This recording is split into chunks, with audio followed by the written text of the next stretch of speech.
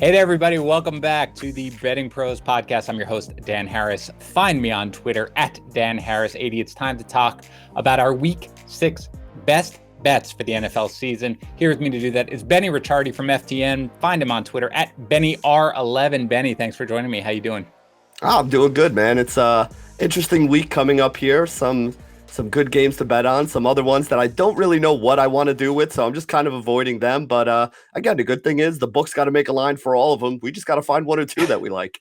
I feel like this week is harder. I don't have a good enough sense for a lot of these games. Like I look at a lot of these games, usually, we were just talking about how we do opening lines, right? You do, a big video, I do a podcast, and how like I generally feel like there's usually, I don't know, 4 or 5, maybe 6 games where I have kind of a strong reaction to it. This week I didn't. This week I was very much like, these are kind of sharp. You feel the same way? Yeah, there's a lot of those games that have the hook on the other side. Right. Like if it was 3, I'd be like, oh, I'm definitely taking this. But like that hook's a big deal, man. When you got the 3.5s there, or even some of them are at 4. Like like one of them I think we're gonna talk about in a little bit here with Dallas. Like those are key numbers, and those numbers like they change a lot there. I mean, I think that numbers in that area are even more important than people are making a big deal. Oh, Carolina was favored to start the week, and now they're the underdog. Oh, no.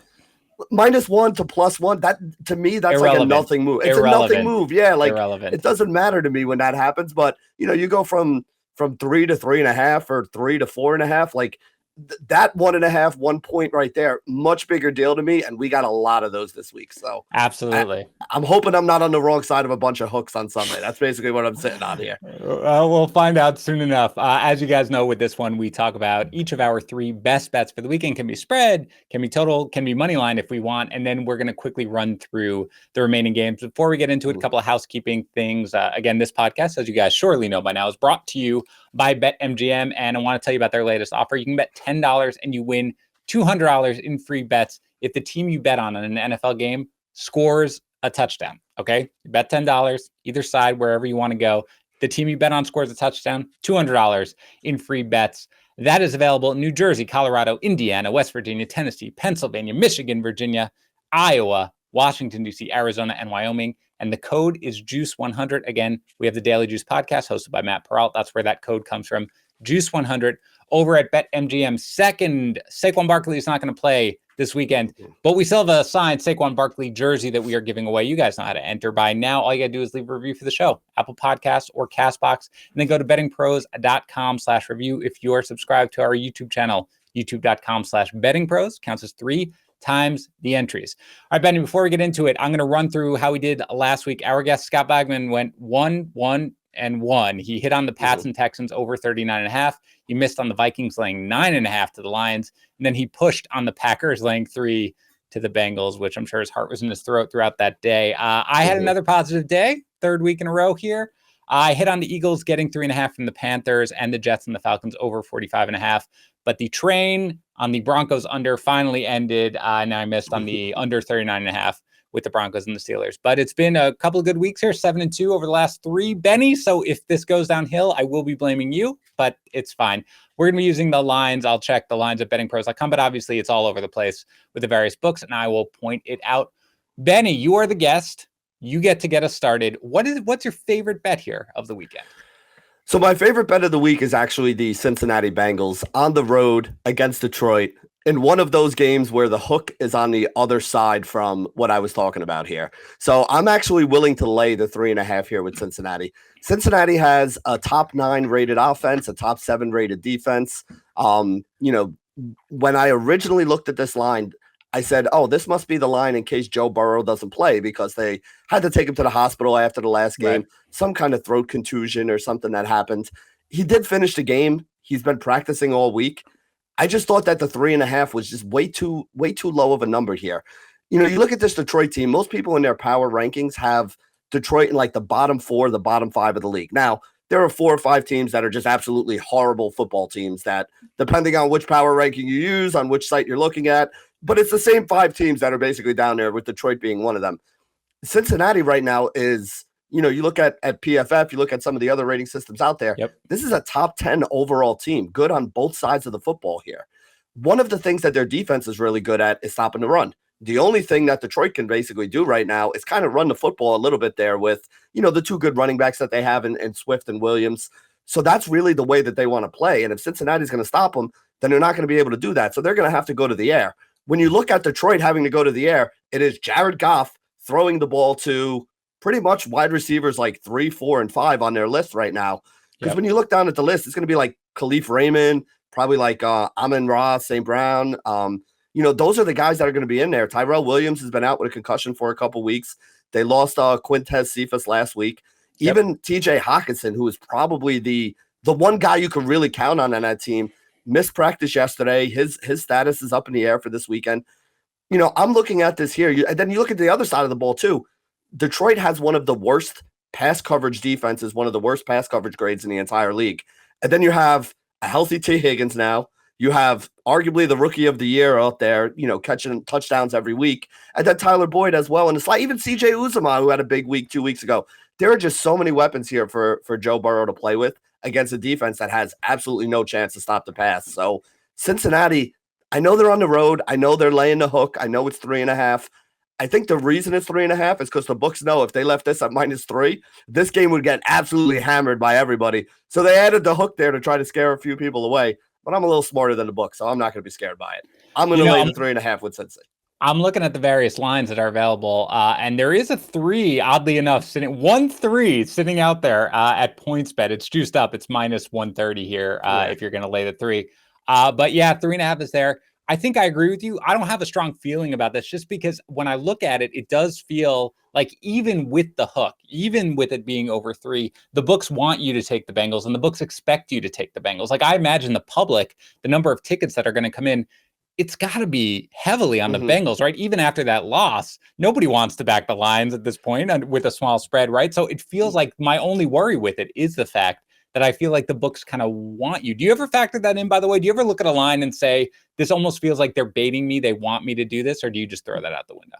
I do, but I look at it the other way as, if you see a line out there that's -2.5, to me, that's almost the books baiting me to take the -2.5, being like, I'm going to get the 3 on it. When they bump it up to 3.5, I kind of look at it the other way as like, they bumped this up to 3.5 to try to keep me from taking this line because they knew that if it was 2.5 or 3, people would be more likely to take it, and then they would get something that is, completely one-sided, which is obviously not what the books want to do. Right. I think people, because Detroit had a couple of those games where they lost by less than a field goal there, I think people are giving Detroit a little too much credit for being a good team. Like Detroit is not a good team. They're not good on offense. They're not good on defense. They're not really all that great on special teams. Not that that is a major factor in my numbers. But when I look at it, I just think that they're being a little bit overvalued right now. And that's what you really want to do. You want to find the teams that books are overvaluing and you want to bet against them, and you want to find the teams that they're undervaluing and kind of bet on them. I still think Cincy's being undervalued, and I think Detroit's being overvalued. So when you put those two things together here, I love this bet on the Bengals. Yeah, so I mean, your point is correct. Obviously, the 3.5, that's sort of something that is saying, oh, you might not, in a vacuum, you would say, oh, you don't want to take the Bengals. It's over a field goal. Like, look at this. I think for me, though, with the very, very Joe Q public out there betting, I just feel like looks at sort of be like, the Lions suck. They're 0-5. I know they almost won that game, but they should have lost. They think the Bengals are young and exciting. If it's anything remotely hanging around a field goal, I feel like Joe Q Public is going to want to take it. So it's interesting. That is the side that I would go on if I had to go on another side. But I'm going to stick in this game, okay? This wasn't technically my second bet, whatever, but I'm sticking in this game for another one of my bets, actually. It's going to be the under, the 47.5. And a lot of it is based on the points that you made, Benny, which is the Lions offense is abysmal right now, like really, really terrible. And don't forget, the offensive line for them at one point was a strength of this team, and it is decimated, especially with Ragnow out. That's a huge loss for them, right? And you mentioned Hawkinson. Yeah, my guess is he's going to play because he's been playing through this knee thing a lot, but without the offensive line there to block or anything like that, it doesn't do it. You mentioned Cephas broke his collarbone. He's going to be out. They don't have the pass catchers. They do have the running backs who are pretty strong, but you mentioned it. That's kind of Cincinnati's strength here on defense, 7th in defensive DVOA against the run. So it's really hard for me to see the Lions. I mean, you got the coach, Dan Campbell talking about how, Jared Goff is struggling with like too many plays and stuff like that. Like he knows realistically they're not going to put a point. So for me, it's all about whether or not Cincinnati completely explodes offensively in this game. And they could. I mean, obviously, they have the 3 wide receivers back. Joe Mixon appears healthy, although I know he was limited earlier in the week. But obviously, they should win this game for sure. But for me, part of the reason why I like the under, both teams are really slow. I mean, Benny, like the Lions are the 6th slowest neutral pace of play in neutral situations. The Bengals are the 2nd slowest. Like neither one of these teams, other than the fact that there's going to be like a 70-yard pass play to Jamar Chase, and we just have to bake that in. Neither one of these teams wants to hurry up. Let's go. Let's run this. They want to milk the clock. They want to play it slow. So I do see the Bengals winning this game. I do think they win it by more than a field goal. So I'm on your side there if I have to go one way. But I just don't see it being like this high, powered game or anything like that. I think it's going to be a relatively low scoring game. So at 47.5, it's the only total on my list right now. It's the only one I like, but it's my favorite total of the week. What do you think about that? Yeah, well, I mean, when you look at Detroit, they went 17-17, 14-17 in their last 4 games here. So basically what you're betting on right now is that the Cincinnati Bengals aren't going to score 35 points. So I think Cincinnati's going to win this game too, but 35 is asking a lot for them. If Detroit's defense can play well enough to keep Cincy under 5 touchdowns, I think you got a winner there. And I think the only thing that, like, the one thing that the Lions kind of do from a defensive standpoint is they do get pressure. Like, they're able to get pressure on the quarterback. And Burrow's taken some shots. You're right. He's going to be fine with that throat contusion or whatever. But he's taken some shots the last couple of weeks. So I think with them getting pressure, that is going to at least throw them out of their rhythm and probably affect them offensively. So it's something, let's go for both of us winning this one. The Bengals winning, a nice, tidy 20-13 game. We'll both go home winners. Go to your second bet. What do you got? Yeah, so the second one I'm looking at here, I'm actually going to bet, we're going to go to a total in this one. I'm betting the over in the Kansas City-Washington game. And I know it's a big number. Is it 55 right now? I mean, what are you looking at here? Let me check the consensus. It was 55.5 last time I saw it. I'll pull it up here. Hold on. It is 50 there. It's some books are at 55.5, but the consensus, the majority books, 54.5. So even better for you, right? You're going over. Yeah. I'll take it. I mean, here's the numbers so that you can see why I'm on this side. So far this year, Kansas City averaging 31 points per game, giving up 32 points per game. Washington averaging 24 points per game, giving up 30 points per game. So we're looking in that 55, 65 range right there if you just kind of, go with those raw numbers and add them together. And then, the thing that I don't think people understand is, like, everybody looks at Washington and they think of last year with the Washington Redskins. Top 5 defense, all that stuff. The offense is really bad. But so far this year, that's not really the way it's been. Other than the first game, which again was Ryan Fitzpatrick, not Taylor Heineke, who's in there now. Heineke's actually been putting up points with this team. So, if this team is going to score, and then the other thing is the defense hasn't been as good this year. This year, again, I'm not saying they're like a bottom 10 defense or anything like that, but they're a middle of the road defense. And you know what? The Kansas City Chiefs are going to pick apart a middle of the road defense, a top 5 defense like they played last week with the Buffalo Bills. Yeah. And even Buffalo, top defense in the league, one of the top 5 defenses, depending on whatever ratings you're looking at. They still hung up 20 points on Buffalo last week. They're going to hang up 30 here this week on Washington. And then the thing is, I think Washington can hang it up on them because right now, Kansas City is literally the worst defense in the league. Oh, yeah. So the only way that Kansas City can win games is getting into shootouts. And basically, Washington at this point, I'm not saying this offense is elite. I'm not saying it's great. There are pieces missing. Logan Thomas being out is obviously a big deal to this defense. Antonio Gibson's been a little banged up, not completely himself, and you can run on Kansas City. So that would be something that you want to hope that he's going to be in there, or at least whoever is in there at running back, whether it's J.D. McKissick or somebody else further down the the depth chart, is going to be able to get some yardage here. I just think there's going to be points on both sides of this game, and I have no problem playing overs with Kansas City, because this is the exact kind of team that I want to play overs with. Their defense can't stop anybody, so anybody can put up points on them. And their offense literally doesn't need more than 3 plays to go 80 yards down the field and put up a touchdown. So I am hoping that this gets into one of those close back and forth kind of games where Kansas City goes down, 14-3 or something, storms back to make it 17-14. Washington scores, then Kansas City scores, then Washington scores because Kansas City can't stop them. And then the next thing you know, we're up there in the 60s. And I mean, just look at the scores for Kansas City's games this year. 62 was the total in the first game, 71 in the second. The bad game they had was 54 in the third game, and then it was 62 and 58 in the last game. So, I mean, it's not like this, 55, very high number, but the way Kansas City's playing, they're almost playing like a college football team. So if you're going to get those kind of points in their games, I'm still going to be on the over here. I know a lot of the public is on the under. So wait a little bit. If you can get it at 54.5, I like that. If it drops even lower than that, that just means you got to bet bigger. Yeah, I'm with you 100%. Like I realize like, it's like, oh, the Chiefs defense is so abysmal that I can't even really put into words. And Washington's, their offense, it's not explosive or anything like that. But as much as Antonio Gibson apparently has the stress fracture in his shin, he looked fine last week. He scored 2 touchdowns.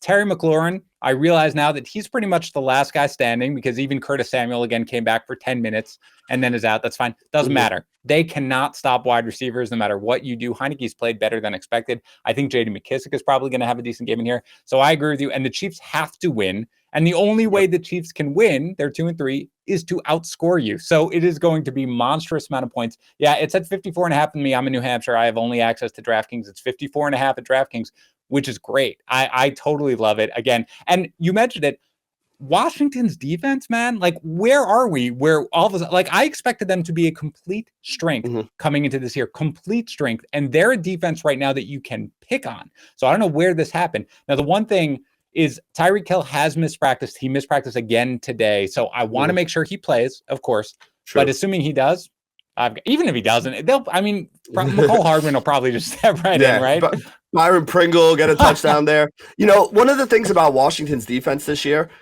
they do still have a good pass rush. They have good, I shouldn't even say they have a good pass. They have good pass rushers. Right. But the secondary is so bad that, listen, these guys still need about 3 seconds to get to the quarterback. If they can't even stop anybody or cover anybody for 3 seconds, it's not going to make a difference. And that's really what the numbers have shown right now, is that their secondary is just so bad that they can't even stop anybody here. So they're not even giving that line a chance with all those pass rushers they have to kind of get home.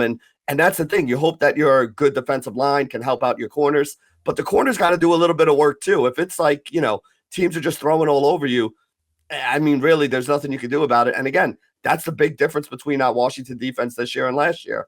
Yeah. Last year, you weren't lighting them up through the air, and those guys were getting home. This year, it feels like there's always receivers open, so quarterbacks don't have to hold on to it too long. They can get rid of it.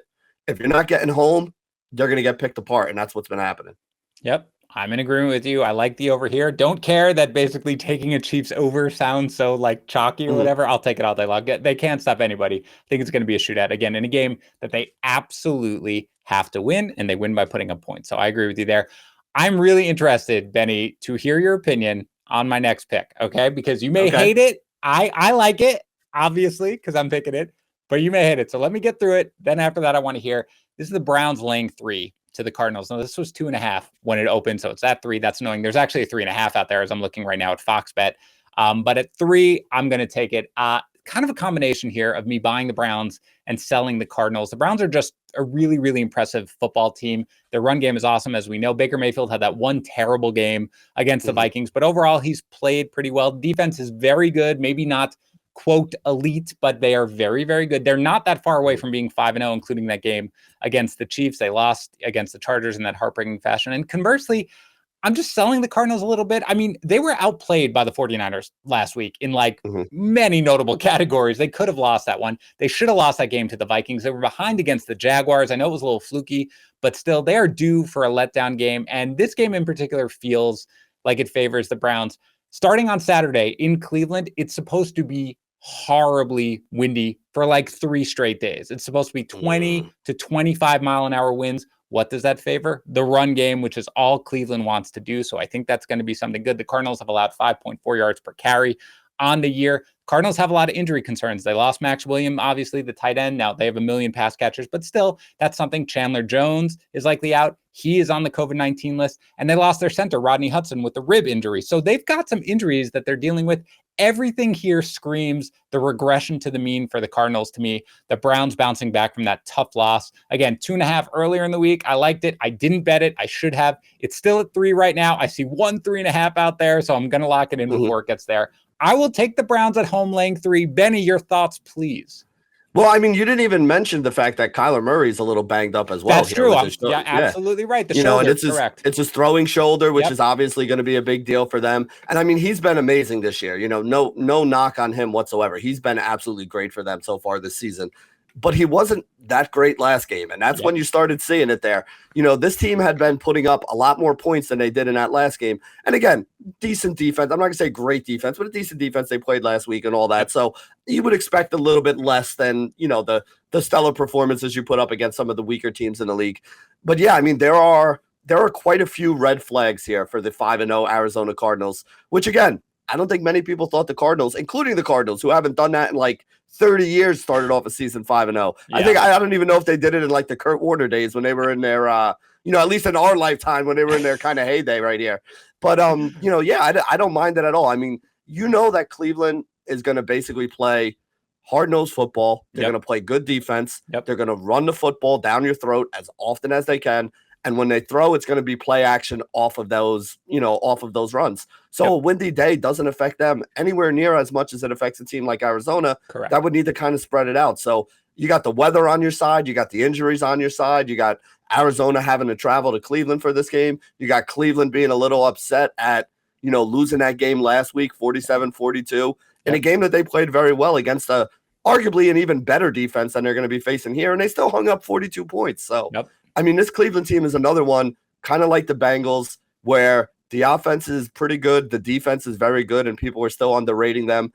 Probably a better team than most people think when you look at the Cleveland Browns here. So I don't hate it. I like it. They're extremely well coached. I really like what Stefanski's done, obviously coach of the year last year. And yes, totally spaced for whatever reason, even though I'd factored it in the Murray injury, which again, he's going to play fine. But I do think that did, you know, impact him last week against the 49ers. He's a slight guy. We saw him injured, obviously, last year. That really affects his performance. So all the factors taken together, that might be why the spread has moved up to 3. I like it, but I am locking it in now before it moves, past. Again, Fox Bet is already at 3.5. All right, last pick, Benny. What do you got? Yeah, so I was hoping to get a little bit of a better number on this game. I'm not going to lie to you, but I do think this is another situation where it's one team that the books are still overvaluing because of name brand recognition with the New England Patriots, and one team that the books are undervaluing with the Dallas Cowboys. The Dallas Cowboys being the only team that is 5-0 against the spread so far this year. Now, I will say this, based on the way my numbers look and based on what I've seen the last couple of weeks from the books, I do think the books did actually make an adjustment to Dallas this week. So I was expecting to get Dallas closer to like 1.5, 2 points. Right now, I think it's 3.5. Some places I've even seen it as 4, you know. So it is kind of creeping up there. But that doesn't really matter to me, to be honest with you. The Patriots defense is not the Patriots defense that was the one 2 or 3 years ago that everybody was scared of. That was like the super defense. And people keep pointing to, oh, look, they shut down the Jets. I am a Jets fan. That is not hard to do. It is not hard to do. Like if your best argument you can make to me is, oh, well, look what they did to the Jets. I'm gonna be like, yeah. So like, you know, my kid's Pop Warner team can shut down the Jets. I'm not worried about that whatsoever. You know, this defense, if you look at them right now, the Patriots are like middle of the pack. Honestly, even in the lower half of the league in a lot of categories that you look at overall. And you look at Dallas's offense right now, you know, I know Pro Football Focus has them ranked as the number 1 overall offense. I know over at FTN, I think we have them as number 2 or number 3. Every single projection system that you look at right now has this Dallas offense as being near elite. And then just look at what they've done the last couple games. 41 points, 36 points, 44 points in the last 3 games. Yeah. They're putting up 34 points on the season. Now, do I think they get anywhere near 34 against the Patriots? No. The Patriots are going to have a good game plan. The Patriots defense, I'm not saying they suck. I'm just saying they're not the elite level defense that people used to look at them as. They traded away Stephen Gilmore, who was a major piece of that team. And people don't realize when you have a guy who can be a one-on-one island shutdown corner, it allows your defense, especially a smart guy like Belichick, to do a lot of other things because you could just stick him out there and say, all right, your job this game is to take away Amari Cooper. And you know that that's going to happen. And then you're playing 10-on-10 with everybody else trying to figure out how to stop teams. When you lose that guy, that's a big deal. Now you have to make up for that fact because now you can't just say we're taking away that side of the field and, you know, playing 10-on-10 on the other side. Now they actually have to go out there and, you know, be an 11-man unit that actually goes and shuts teams down. And so far this year, they haven't been able to do it. And then the other reason why I like it, I think Dallas's defense is a little better than people give them credit for. And I think the Patriots offense is even worse. Patriots right now basically only averaging 19 points on that side of the ball. So if Dallas can get to like 24, they cover this number. I don't think they get to the 34 they've been averaging, but I think they could get to 24. And if you can score 20 points against the Patriots, you're going to win because this team just can't score. So I'm not going against you, but I'm not jumping on the train. I don't know what it is, Benny. So this is not great analysis. I'm going to throw it out there. It's not great analysis for me. I don't know what it is, and it might just be my history. Of course, we're both Jets fans. I live in New England. Of understanding this spot for Bill Belichick. Now, obviously, you want to talk about the defense. I mean, Davis Mills just totally lit you up, right? Like, that's not a defense that you're necessarily afraid of. Dallas has been home for 3 games, right? 3 straight games. True. Now you're coming on the road. That's a spot generally historically doesn't, bode well for teams, at least as against the spread, for sure. Mac Jones is not a great quarterback or anything like that. He's been okay. He really struggles with pressure. That's the one thing Dallas doesn't really get. They don't get a ton of pressure on the quarterback. So I think their offense, the Patriots, can have some success here in this game. The big question is whether or not their defense can shut down what is basically an elite offense with Dallas. And I'm not sure that they can. I don't think they could slow them down. I mean, even you admit you don't expect this to be the, 38 points or anything from the Cowboys. Right. Like, you don't expect this to be crazy. No, not at all. I just don't have it. Again, I kind of felt like this different, obviously, and there were weather against the Bucs, but it strikes me a little bit as against the Bucs, where I was like, I don't see how you're going to put up any points. I don't see how your defense is going to possibly hold them in check. There was no way I felt good about the Patriots in that game, and they came out and they played extremely, extremely well. It strikes me as it's going to be one of those games and it's going to be a close game. But again, this is not great analysis, Benny, because I just don't have it. Like, here, it's just something that makes me uncomfortable. I've actually had the same discussion already once today with my producer when we were talking about it on the show earlier. Yep. And basically what I said to him is the Tampa Bay game literally required an act of God. Like, the weather was horrible in that game. It required an act of God to slow them down. But on the other side of it, you were right. They still only scored 17 points. This is a 17 to 24 point a game offense. That's the best you're going to get out of this New England team. There's no explosive wide receivers. Again, they lost Damian Harris. Not that I don't think that that's a big deal. I think Ramondre Stevenson can give you basically approximate what you got out of Damian Harris. I think the bigger deal was them losing James White a couple weeks ago, because Bolden being in there now and taking that role. And I like Bolden. I think he's a solid guy that could be on a roster, but he's not the same upside that James White was. So that only hurts their offense even more right there. Yeah. Like I said, my biggest problem here is I don't think the Patriots can put up more than 20. And I don't think the Patriots defense, which is not as elite as they used to be, can keep this elite, because Dallas's offense is elite. Can keep this elite Dallas offense under 20. So I'm hoping I get a 24-17, even 24-20 if you can get it at the 3.5 right there would work for me too. Yeah, it's at 3.5 everywhere pretty much. Again, except for me, it's at 3 at DraftKings. Maybe a little Patriots, better. A little Patriots love there, I guess. But yeah, I think the issue for me with the Cowboys is not their offense whatsoever. It is I don't have as much faith in their defense. I mean, Trayvon Diggs is great, of course. They don't get a ton of pressure. They've been built so much on this insane turnover rate that they have. But again, this is not the offense that can exploit that with the Cowboys, right? Because they're just not explosive. So I feel you. I really don't hate it. It's something though I can't do it personally because again, I'm just scared. I'm a scared man, and I don't mind that I don't bet games I'm afraid of.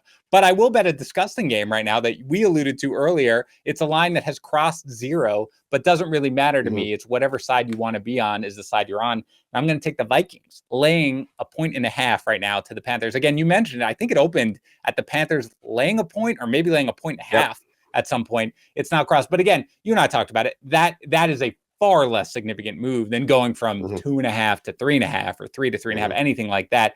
I have a bit of an irrational love for the Vikings, and they have done nothing to justify it whatsoever. I've only actually taken them on the show once. It was against the Cardinals, and they did cover, even though they wound up losing that game. This is much more, though, of a fade of the Panthers. Things look a lot different for the Panthers right now when they're not facing the Jets or the Texans. And Benny, you are a Jets fan. I am a Jets fan, as we just said. We have watched Mr. Sam Darnold, and I'm glad Sam Darnold is out of the Adam Gase threshold right now and able to have some modicum of success. But one thing that I don't really think was a product of Adam Gase was how Sam Darnold looked under pressure. I think that he is not a great quarterback under pressure. We have seen it in his career. We have seen it now with the Panthers, and we certainly saw it last week against the Eagles. They pressured him 43% of the time. And the stats from Sunday against the Eagles, when he got rid of the ball under 2.5 seconds, he was 11 for 11 for 79 yards and a touchdown. When he had to hold onto the ball for longer than 2.5 seconds, 5 for 17 with 2 interceptions. So Darnold generally holds the ball too long. That's kind of what he does, 2.8 seconds on average. And again, the games that he has won is against the Jets, against the Saints that, we don't really know what the Saints are yet, and against the Texans. Now, the Vikings do have holes on their defense, but they get pressure. Second in the NFL in pressure rate. Zimmer is a good defensive coach. They might have CMC back here. I guess they're supposed to. But again, yesterday, Matt Rule said he was 50-50. Who knows? That'll help Darnold. But still, I think we are basically starting to, look like what he's going to look like against a legitimate defense. The Vikings have a good offense. They just don't score a ton or anything like that. And Cousins, the Carolina gets a lot of pressure too, but Cousins is much better under pressure. So I think this is a close game, but I think the Vikings figure this one out. I think the Panthers are having the balloon burst a little bit with them. So I'm going to take the Vikings laying 1.5 to the Panthers. Yeah, one of the things I like to do every week is look at teams that are underperforming and or overperforming what they should be. And the Vikings are one of those teams that you look at their grades by position. You look at the guys on that offense. You look at even the defense, which was supposed to be much improved from last year, although it hasn't really looked much improved yet this year. Right. But that was the consensus coming into the season that they were going to be much better here. So they have played just nowhere near up to expectations this far. Now, again, if you're somebody who believes in variance, maybe they just had a couple of those down games, played a couple better opponents the first couple weeks. A couple of the teams they played are teams that are showing up better than a lot of people thought they would. So to start out 2-3, not the worst thing in the world. And then you look on the other side with Carolina, and you mentioned it. Carolina's 3-2 on the season, but who have they really beat? That Saints game made everybody excited in the second week because the Saints went out in week 1 and beat Green Bay. But if Green Bay and New Orleans played again tomorrow, I don't think anybody in the world would think that New Orleans should be favored in that game right now. They just happened to run into a buzzsaw. Aaron Rodgers hadn't touched the football in like 4 months. He was still playing Jeopardy and figuring out the answers and all that stuff. So, I think people overrated the Saints, which made them overrate Carolina for beating up on the Saints. I agree with everything that you're saying here. Listen, the market moved for a reason, right? The market opened that way. The money came in heavy, and that's why it moved from Carolina being favored to Carolina being the underdog. Whether or not it moved enough, it doesn't really matter. When you're talking about 1 point here, 1.5 points there, anything under a field goal, you still just pick the team that you like on either side there. I would have liked to have taken Minnesota if you really like them on Sunday, Monday, when it was still like plus 110 or, something like that. But even now, I have no problem laying the 1.5 on that side. I just think, even though they haven't showed it yet, I just think they're the better football team overall. Yeah, and their defense, you're right. Coming into the year, people were kind of excited about them. Now, they had a lot of new faces, but the secondary hasn't played as well as kind of we expected them to play necessarily. But I do think they are a better team than what they have showed right now, and their record could be better. Obviously, they just, they almost won against the Cardinals. They probably should have won that game. So it is something where I think they're a little bit of a better team. And again, it's largely a fate of the Panthers at this point, who, again, as you mentioned it, their strength of the, opponents who they have beaten is not impressive. All right, so let's recap very quickly. You were taking the Chiefs and the Washington football team. I'm going to give you 54.5. That's the consensus line, over 54.5. The Bengals laying 3.5 to the Lions, and the Cowboys laying 3.5 to the Pats. I am taking the Browns laying 3 to the Cardinals, the Bengals and the Lions under 47.5, and the Vikings now laying 1.5 to the Panthers. You ready to run through very quickly all the remaining spreads? Let's do it. London game, really exciting one here. The Dolphins laying 3 to the Jaguars. What do you think? I'm going to go. My number is actually a little below 3, but it's still Miami being favored. I think it's like 2.5 or so. So I'll take the Miami side of that game. I just don't want to be on the Jacksonville side. That's the correct answer, which is probably like Jacksonville. Like there's some value on Jacksonville, but you just can't do it, right? There's under no circumstances. Exactly. Right. You just can't do it. I completely agree with you. Chargers are visiting the Ravens. I think this was the Ravens laying 3 when I looked early in the week, but right now it's down to 2.5. There is still a 3 out there at FanDuel, at PointsBet, but the consensus line, Ravens laying 2.5 to the Chargers in Baltimore. Yeah, my number was actually Baltimore -4. So if I could get it at the 2.5 now, I would definitely be on the Baltimore side of it. Again, to me, that 1.5 points right there is worth a lot more than the 1 or 2 points that we saw the move in the other game. So I thought it should be Baltimore -4. I think it's going to be a great game. Like I wouldn't be shocked if the Chargers wound up winning this, but Baltimore seems to be able. They win ugly, but they win, right? And at the end of the day, you are what your record says you are, and they got a good record because they come through and they win those close games. So I think Baltimore wins a close one. At 2.5, I would be on the Baltimore side. I think they cover. Yeah, I liked the Chargers getting the 3. I don't like them under the field goal. I don't know. I'm a little concerned because I don't know what we're going to see here from the Ravens off that game, right? That is an emotionally draining game. That's, they're on a short week. So I'm a little concerned with what we're going to see. I'm going to stay away. I'm just going to watch it completely. But if it was 3, I kind of like the Chargers because I'm really, God, I love the coaching staff. I love the way the team is playing. So I do love them. The Colts are laying 10 to the Texans right here at home. What do you think? Too many for me. I thought it should be 8. So again, I'm not games like this. Like I'm not actually betting the Houston side. Like I said at the beginning of the show, we don't have to bet every game. But if we're playing in a pool here and you got to pick a side, I think 10 is too many points. I think the Colts are going to win. I just think it's too many points. I agree. I'm not betting it. I agree with you. But 10 points? Really? I mean, given the fact like how exhausted they are, how much their spirit was broken on Monday, how decimated their secondary is, the Texans are a little better than people have kind of given them credit for like throughout the season. 10 is too many. At the same time, I'm with you. Like if I'm in a pool and I have to bet it, I'm going with the Colts. I'm not in a pool. I do not have to bet it. Yeah, Colts survivor pick by all means. If you got the Colts, take a survivor. I got no problem with it, but I don't want to lay 10 with them. Yeah. How about the Packers visiting the Bears? The Packers are laying 5 right now. There's 4.5, 5, a 5.5 actually out there at Fox Bet, but 5 is the consensus. What do you think? How are the Chicago Bears 3-2? Right? I have no idea how this team is 3-2. The offense is horrible. The defense is not as good as they. I have no idea how they got to 3-2. Yeah. I thought this number should have been bigger. I think this is going to be like if you're in one of those, like Circa Millions or something like that. I think this is going to be the most picked game of the week. I think everybody's on the Green Bay side. I know we are as well. That was one of our Circa picks, so I'm going with Green Bay in this one. No problem with that. How about the Rams visiting the Giants? They're laying consensus is 9.5. It bounces back and forth between 9.5 and 10. We obviously have 18,000 question marks right now about the Giants. We don't even know if Daniel Jones is going to be up for this game. So I don't know if you can even touch it right now, but what are you thinking?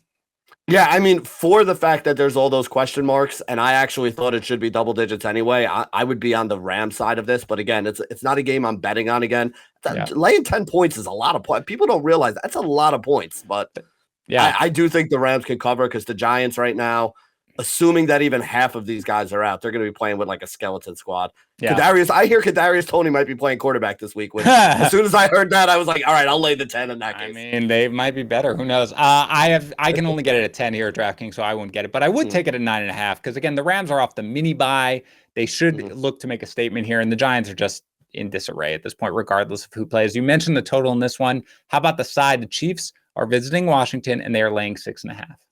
Yeah, man, the Chiefs are like 1-4 against the spread this year, and it's because the defense is so bad that you always feel like the other team is going to score at the end of the game. You feel like the Chiefs are going to score too, and it really comes down to who has it last. But if you're forcing me to take a side here, I'll take Kansas City, but I'm not betting it. I don't feel comfortable with it. What worries me a little about this game, Benny, is that this is a please tease this game down to 0.5 point, which makes me a little worried about what we're going to see here in this game, right?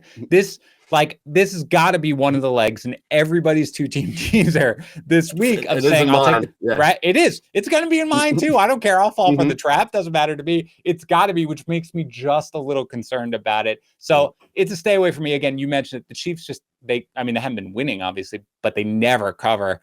If forced to take a side, I agree. Like it should be the Chiefs in this game at under a touchdown.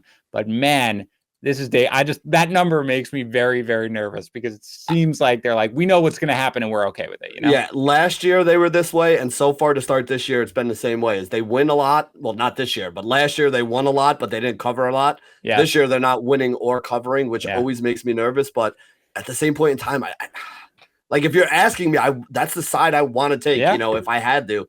but man, it hasn't worked out well. The variance has to swing at some point, right? Like it's too good for it not to be. You and I take the over. We'll tease it down. We'll be fine. Raiders are visiting the Broncos. Broncos here are laying 3.5. I have no idea what happens with the Gruden stuff. Like, I don't know what the impact is of it on this team. So what do you think? Yeah, I try to go by data. I try not to use narratives here. Maybe they come out with their hair on fire and, want to prove to everybody that they're going to be better without John Gruden or something. But just based right on the numbers, Denver's the side I want to be on. I would have liked it at -3, but I would even lay the 3.5 there because that's the side I feel more confident in. Again, this is one of them that I felt like a lot of the lines are tight right now, and it's not one that I want to go after. If I do pick a side, it would be Denver, who I will generally, if there's a tiebreaker, if I'm unsure, if I have to bet it, I will always lean the Broncos at home, particularly early in the season. But still, it's a good line. It's the right line. It's something that I'm staying away from. Forced to choose, I would take the Broncos. This is one where I wish it was a little lower because it might have been one of my picks. But the consensus line right now is the Steelers are laying 5.5 to the Russell Wilson-less Seahawks on Sunday Night Football in Pittsburgh. 5.5. What do you think? Yeah, so the problem with this game this week is you have to figure out how many points Russell Wilson is worth to the Seahawks side. My number came out to just shy of 7. I think it was like 6 3/4 or something like that. So I think that this game should actually be Pittsburgh closer to 6.5. So -5, I'd still be willing to take it there. Because you got to also factor in that all these other weapons are going to be decreased without Russell Wilson in there. So, it hurts DK, it hurts Tyler, it hurts everybody on that entire team right now. And again, another former Jet quarterback, Geno Smith, going out there. So you and I love it. Yeah. I mean, we've seen him enough. That's the thing. That he played very, very well in relief last week, like surprisingly well. I was very impressed, but it is a much, much different story when you pop in relief in a game, by the way, that you're down and it's a negative game script anyway. But when nobody has prepared for you whatsoever, and then you pop off a couple of good throws and everything like that, that's a much different story than when you give a team a week to say, okay, Geno Smith is the starting quarterback. Let's plan our defensive game plan around this. I agree with you. This is the spot you hate backing the Steelers in, right? You hate backing the Steelers when they are home favorites. You want to back them when they're road underdogs and Tomlin can get them all coached up. But still, I completely agree with you. Like, there's no way. And again, they looked better last weekend. Like, I was surprised with how cohesive their offense looked, especially the run game. And their offensive line looked better, whether it looked like more of a change in scheme than it was suddenly them improving and everything like that. But the offense did look better. The defense is still solid with Geno going. I think it really hurts Tyler Lockett for sure. I agree with you. I will take the Steelers, even though it's 5.5. It's a little nerve-wracking, but I will take them. Last game here, Monday Night Football. The Bills are visiting the Titans. Titans are getting 5.5 points. What about this one?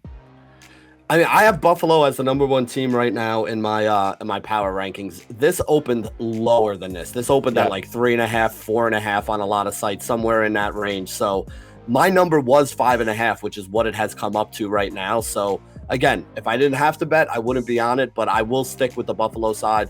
Like I said, #1 team in my power rankings right now.